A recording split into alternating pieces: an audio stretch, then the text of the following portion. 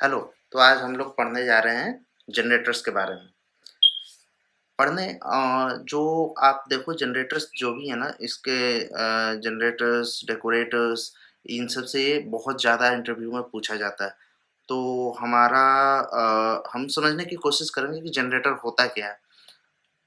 फिर अगले ट्यूटोरियल में फिर डेकोरेटर की बात करेंगे। तो जनरेटर्स जो है आप समझ लो ऐसा समझ लो कि जो नॉर्मल फंक्शंस हमारे होते हैं, नॉर्मल फंक्शंस की तरह ही हमारे जनरेटर भी होते हैं, लेकिन नॉर्मल फंक्शन हमारा सिंगल वैल्यू रिटर्न करता है, जबकि हमारे जो जनरेटर होते हैं, वो मल्टीपल वैल्यूज़ रिटर्न करते हैं और मल्टीपल वैल्यूज़ आप सोचोगे कैसे रिटर्न कर सकता है? वो तो लूप से बाहर आ जाएगा। जी हाँ, यील्ड कीवर्ड के हेल्प से मल्टीपल वैल्यू रिटर्न कर सकता है हमारा, that's why it's called generator. और जो जनरेटर की हमारी खूबसूरती ये है कि ये मेमोरी बहुत कम लेता है, बहुत कम।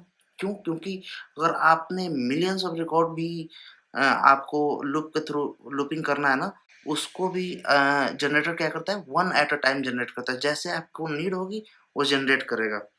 तो ये बहुत ज़्यादा मेमोरी एफिशिएंट है और इसका आइए एग्ज़ाम्पल देखते हैं। एक काउंटडाउन बनाया हमने और चेक करा लिया कंडीशन कि जब तक 0 नहीं है वैल्यू हमारा वैल्यू रिटर्न करता रहे और फिर काउंटर माइनस करा दिया है n-1 और इसको इसको एक बारी हम कोड करके देखते हैं, ठीक? एक फंक्शन बना लेते हैं फटाक दे। काउंटडाउन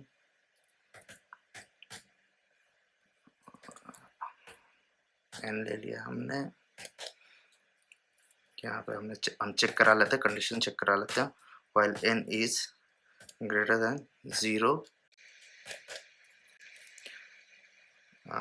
क्या करना है हमने, रिटर्न करना है yield n and then n is equal to n-1। ये हो गया। अब हम चलते हैं और एक ऑब्जेक्ट बना लेते हैं इसका। जी हाँ, आप सही समझे, हम फंक्शन को एज ऑब्जेक्ट ट्रीट कर सकते हैं पाइथन में, क्योंकि पाइथन में एवरीथिंग जो है वो ऑब्जेक्ट ही होता है।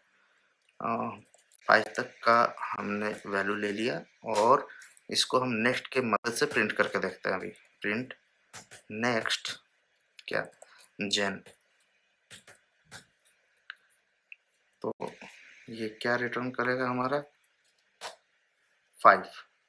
ठीक है, टर्मिनल को एक बार क्लियर कर लेते हैं। और अगर हम इसी चीज़ को मल्टीपल टाइम्स प्रिंट कराएं, कमांड सी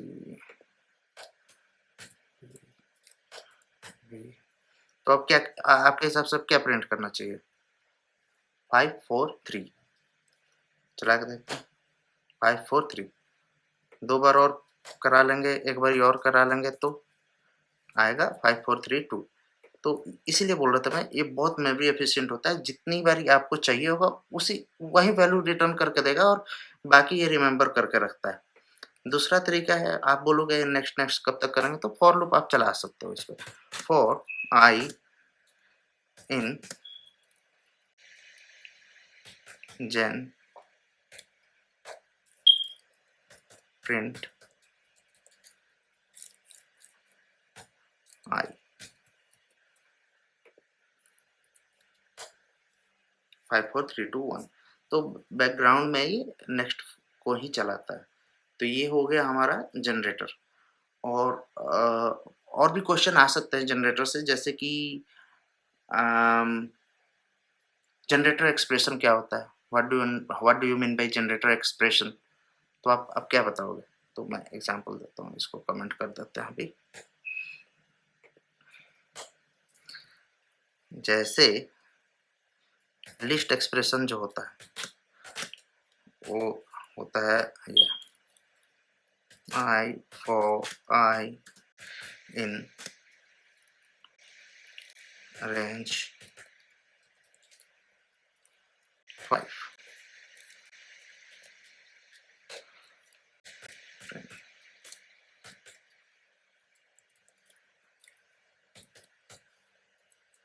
तो ये क्या है? ये है लिस्ट एक्सप्रेशन। देखो 0 1 2 3 4। बट इसी को हमें जनरेटर एक्सप्रेशन बनाना है, तो हम बस ब्रैकेट चेंज कर देंगे और ये बन गया हमारा जनरेटर एक्सप्रेशन। इसको रन करके देखो आप, क्या दे रहा है? जनरेटर दे रहा है ना? तो अब ये चेक करने के लिए मैंने प्रिंट कराया है जनरेटर, तो इसको फिर एक्सेस करने के लिए आपको पता है फॉर लूप, जनरेट सिंपल सी बात है, फॉर लूप लगाएँगे, फॉर आई इन एलएसटी और क्या करना है, हमने प्रिंट करा लेना है। और देखो ये रहा आपका एक-एक करके 0 1 2 3 4 हमारे सारे वैल्यूज़ आ गए। आप लिस्ट से कंफ्यूज हो रहे थे, इसको जेन हम कर सकते हैं, जेन और यहाँ भी जेन। तो ये था हमारा जनरेटर। अगर आपको लगता है कि कोई भी क्वेरी हो और कहीं भी दिक्कत आया हो जनरेटर को समझने में, तो आप कमेंट में डाल दो। मैं कोशिश करूँगा दोबारा से समझाने का, क्योंकि जनरेटर में बस इतना ही है। ये काइंड ऑफ इटरेटर है, लेकिन ये on the fly value generate करता है। तो generator expression. Thank you. Like and subscribe करना ना भूलें।